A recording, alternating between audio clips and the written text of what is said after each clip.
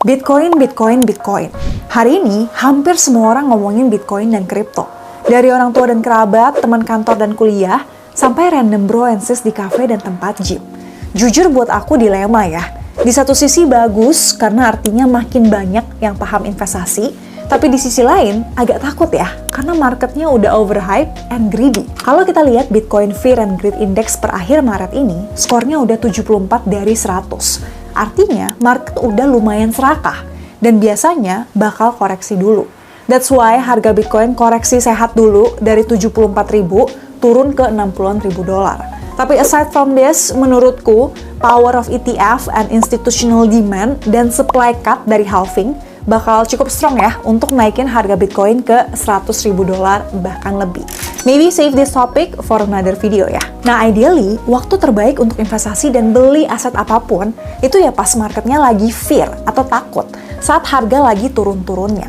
Tapi sebagaimana orang lain, kita pasti takut juga. Takut turun lebih dalam lagi, takut ini scam, atau takut uangnya ludes. Makanya, aku mau bahas 3 hal yang harus kamu hindari, terutama sebagai newbie investor dan trader di kripto. Biar nggak kapok, biar uangnya nggak ludes, dan amit-amit jangan sampai bangkrut atau melarat karena investasi di bull-run market ini. Karena sayang ya, kita udah capek-capek kerja dapat uang, uangnya malah dibuang sembarangan ke tempat yang salah. Langsung aja, kesalahan yang pertama, crowd mentality. Mental ngikut-ngikut orang lain. Ibaratnya gini, kita kalau lagi liburan terus lihat, kok yang ngantri di resto ini rame banget ya? Enak nih kayaknya, ikut ngantri juga ah. Padahal makanannya B aja. Atau ini trik yang dibikin sendiri sama restonya. Kalau cuma soal makanan, mungkin kecil lah negatif impact-nya. Tapi gimana kalau mental ini dibawa ke karir, relationship, investasi, dan keputusan hidup penting lainnya? Lihat di sosmed ada influencer ngepost dia beli Bitcoin. Kita FOMO lah ikutan beli. Padahal bisa aja dia belinya udah bulan lalu. Atau dia cuma send order doang dan nggak beneran kebeli. Besoknya pas harga Bitcoin turun tajam nih misalnya, kita baca berita dan konten yang jelasin kenapa harganya turun. Kita jadi panik, kena virus FUD dan panic selling. FUD atau fear, uncertainty, doubt, ini tuh lawannya FOMO dan sama-sama berbahaya. Nah parahnya gini, pas harga naik, kita FOMO beli. Pas harganya turun, kita ikut FUD dan jual. Ujung-ujung kita selalu buy high and sell low. Terus harus gimana dong? Pertama, self-awareness itu penting banget. Sadari kapan perasaan dan emosi itu mempengaruhi keputusan kita. Ini bakal bantu kita untuk pause sebentar, nggak buru-buru untuk jual beli, dan bisa mikir secara lebih rasional. Kedua, kita harus punya investment strategy. At least tahu kita masuk ini tuh alasannya apa, untuk time horizon berapa lama, 1 minggu kah, 1 bulan, atau 1 tahun, dan kira-kira kita akan keluar di harga berapa.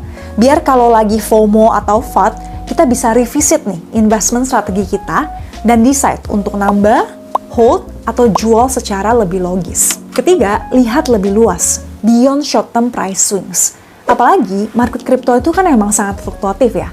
Jadi pasti naik turunnya tuh lebay banget dalam jangka waktu pendek. Terlalu fokus di sana bakal bikin kita jadi emotional trading. Jadi saat harganya turun banyak, fokus di potensi jangka panjangnya berdasarkan analisa fundamental dan teknikal di awal. Terus saat harganya naik banyak, nggak perlu loh langsung resign tinggalin kerjaan buat living from crypto. Ingat, bull run ini nggak bakal forever. Ada waktunya dia bakal bearish dan sideways juga. Jadi lebih baik kita punya banyak sumber penghasilan. Lanjut, kesalahan kedua yang paling sering dilakuin orang-orang yang baru cuan banyak dengan modal kecil di kripto, leverage trading. Awalnya iseng trading kripto, taruh duit kecil 1 juta di koin yang rame di sosmed atau ngikut orang lain, terus cuan 10 kali lipat jadi 10 juta. Abis itu dia mikir gini, coba aja gue punya duit 100 juta, kali 10 bisa jadi 1M tuh. Mental inilah yang dimanfaatkan oleh exchange untuk develop fitur margin trading. Jadi konsepnya gini, misal modal kita 10 juta, kalau cuan 10% kan cuma dapat 1 juta aja ya. Solusinya, kita bisa minjem modal atau ngutang dari exchange. Misal, kita ngutangnya 10 kali lipat. Jadi, kita sekarang bisa beli sampai 100 juta. Kalau cuan 10%, uang kita jadi 110 juta. 10 juta itu modal kita sendiri, 90 juta itu modal dari exchange yang perlu kita balikin, dan 10 juta itu cuannya. So, modal awal kita 10 juta bisa cuan 10 juta dengan margin trading. Menarik kan? Nah, tapi kalian harus tahu dark side-nya juga. Leverage ini bisa melipat gandakan keuntungan dan juga kerugian. Dengan contoh yang sama tadi, kalau rugi 10% nih sekarang ya, uang kita dari 100 juta jadi 90 juta. Dan ingat, tadi kan kita ngutang 90 juta ya sama exchange yang harus kita balikin nih. Alhasil, 10 juta modal awal kita itu lenyap atau istilahnya liquidated hanya karena asetnya turun 10%. Makanya penting banget buat tahu nih cara hitung kapan kita kena liquidation. Rumus liquidation itu 100 dibagi leverage kita. Kalau kita beli atau leverage sampai 10 kali lipat modal awal kita, berarti turun 10% aja kita udah kena liquidated atau modal awal kita tuh ludes. Kalau leverage-nya 5 kali lipat, bakal dilikuidasi pas turun 20%. Nah, sebaliknya ya, ini fitur yang nguntungin banget buat exchange. Karena mau naik atau turun, mereka tetap dapat fee trading yang lebih besar dari kita. Misal, kita beli 10 juta. Kalau fee-nya 0,01%, berarti exchange kan cuma dapat 1.000 aja.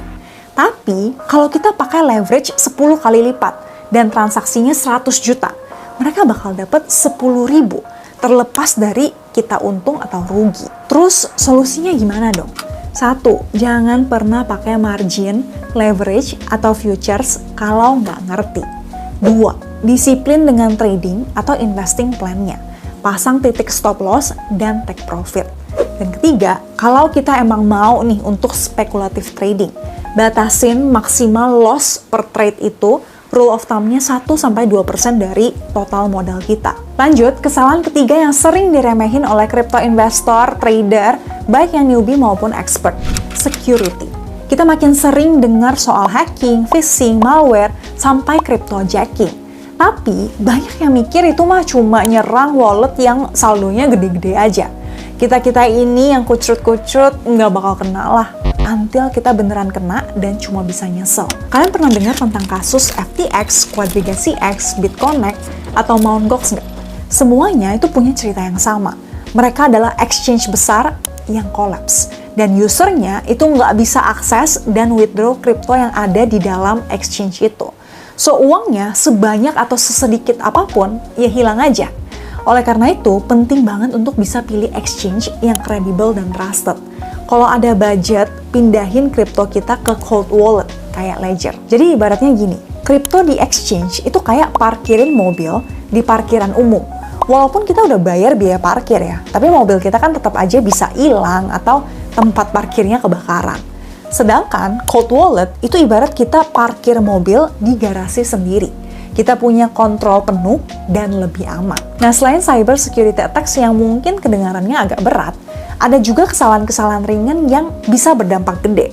Misalnya, kita transfer kripto ke wallet address yang salah satu huruf atau satu angka aja.